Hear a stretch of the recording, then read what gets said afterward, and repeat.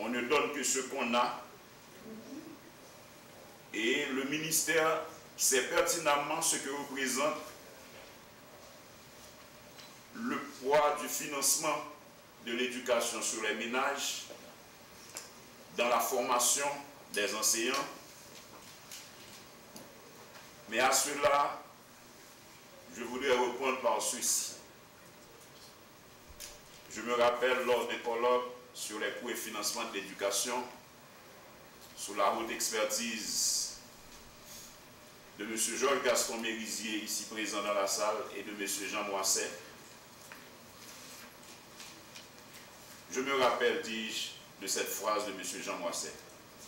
Si l'éducation coûte cher, l'ignorance coûte 100 fois plus cher. À l'heure où de grands défis se présentent à nous pour la refondation du système éducatif, surtout après le séisme du 12 janvier 2010, le MENF encourage et appuie fortement tout partenariat susceptible d'aider à la matérialisation des projets éducatifs, à la revalorisation de l'école haïtienne et surtout à cette quête d'une éducation de qualité accessible à toutes et à tous. Dans cette quête, le ministère compte évidemment sur la Fédération des écoles protestantes d'Haïti, un partenaire de choix qui doit continuer à apporter sa contribution pour la relève du secteur.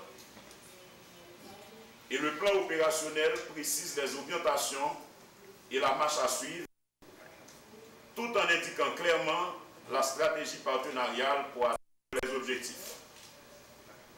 Je vous invite donc, chers partenaires, à poursuivre ensemble notre combat pour la refondation du système éducatif. Chaque acteur peut avoir ses particularités et ses croyances, mais des choses essentielles nous soudent. Ce pays qui nous est cher, nos enfants qui méritent d'être encadrés et de recevoir la qualité de l'éducation à laquelle ils ont droit. Alors, continuons à transcender nos divergences et nous épauler l'un l'autre pour le bien de la collectivité, de nos enfants, pour le renouveau de l'école haïtienne, et je vous remercie. Nous ne sommes pas sectaires. Nous ne pouvons pas nous permettre d'être sectaires. Mais nous avons pour obligation de nous affirmer pour ce que nous sommes. Bien? Il y a des valeurs qui nous sont chères, comme l'honnêteté. Et l'éducation est dirigée au rang de valeur dans la culture protestante. Mais il y en a une que je porte dans mon cœur et qui est une marque distinctive de l'Église protestante. C'est l'inclusion. Et nous pouvons la trouver partout où nous sommes. Nous ne faisons pas d'acception de personne. Dans nos écoles, nous ne devons pas savoir, nous ne sommes pas intéressés à savoir d'où vient l'enfant. Cela ne nous intéresse pas au niveau de l'école protestante. Là où le gouvernement n'est pas présent, vous allez trouver cette école protestante. Et pourquoi? Au nom de l'inclusion. Nous ne chassons pas. Et le jour où nous nous mettrons à nous aligner et à choisir nos enfants sur la base de leur appartenance religieuse ou appartenance de classe sociale, nous ne serons plus dans la lignée des valeurs protestantes. Le jour où nous arrêterons de considérer ce verset qui est notre boussole, car Dieu a tant aimé le monde,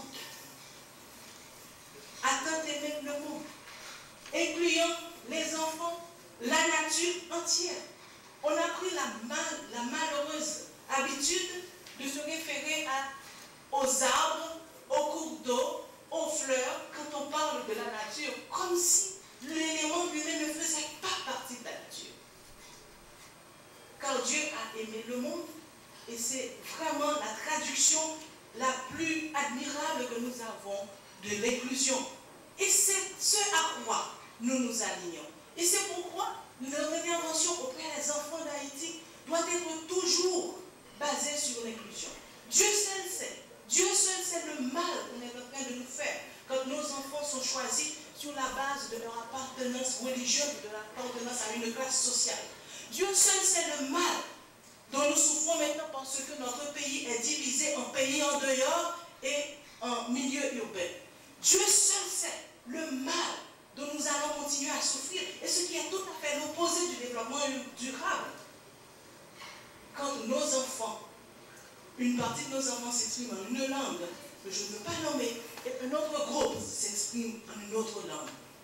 Il est temps que ce pays soit un pays.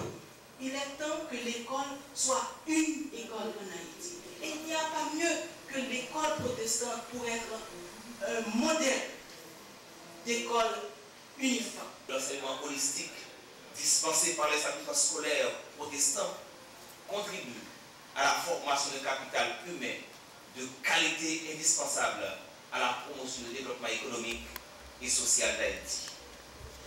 Pour l'UNESCO, l'éducation au développement durable permet à chacun d'acquérir des connaissances, les compétences, les attitudes et les valeurs nécessaires pour bâtir un avenir durable.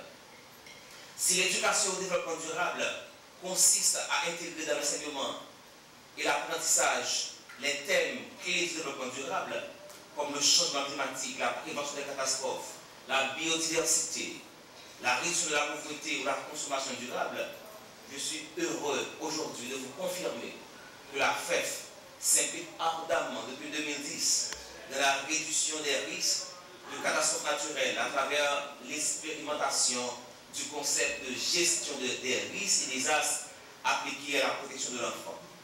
Des actions innovantes ciblant à la fois les enfants dans leur individualité et les écoles dans leur structure ont été posées dans les départements de l'Artibonite, de l'Ouest, du Sud-Est, des Niques et de la Grand'Est. Avec l'accompagnement de notre principal bailleur, Tifon Angleterre, des interventions se feront très prochainement dans les départements du Nord et du Nord-Est. Ces actions telles qu'elles sont mises en œuvre par la Fédération impliquent l'adoption de méthodes pédagogiques participatives visant à motiver et à autonomiser les apprenants afin qu'ils modifient leur comportement, qu'ils deviennent les acteurs au développement durable. De telles interventions, chers amis, sont inscrites dans le plan opérationnel 2010-2015 du ministère de l'Éducation nationale et de la formation professionnelle. Et la FEF est joyeuse de compter les efforts de l'État haïtien dans ce domaine. Le tremblement de terre du 12 janvier 2010, dont nous venons de célébrer le 4e anniversaire, de même que les inondations, les secousses telluriques, les cas de corruption à répétition, l'instabilité politique et la misère chronique ne font que fragiliser le pays. Il n'y a plus aucun doute. Si nous voulons que le pays progresse, nous devons souscrire à l'équité sociale, l'efficacité économique et la qualité environnementale comme piliers du développement durable.